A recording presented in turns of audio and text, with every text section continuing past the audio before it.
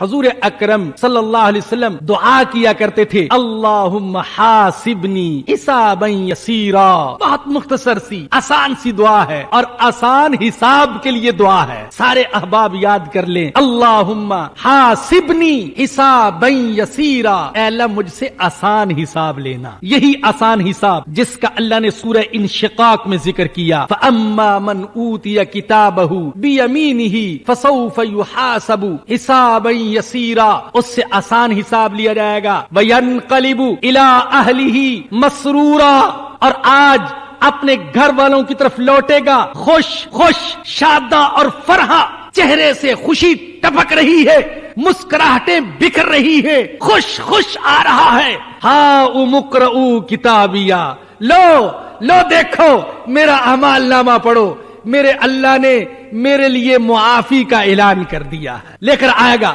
خوش خوش. اور آج کیوں خوش ہے؟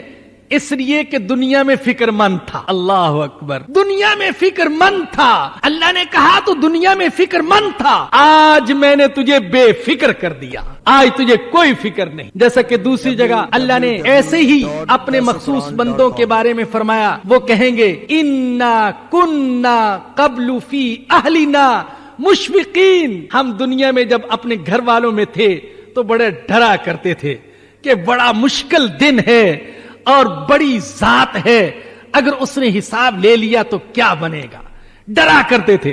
لیکن آج اللہ نے اعلان کر دیا کہ لا خوف علیہم ولا هم یحزنون، آج نہ کوئی خوف ہے اور نہ کوئی غم ہے.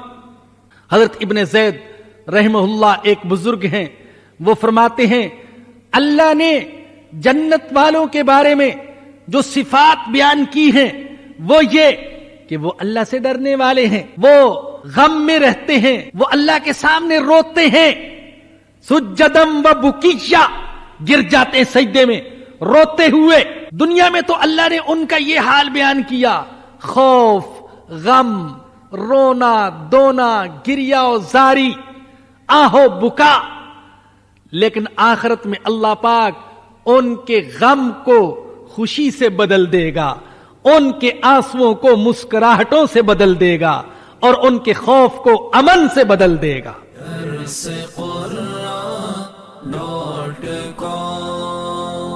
www.darsequran.com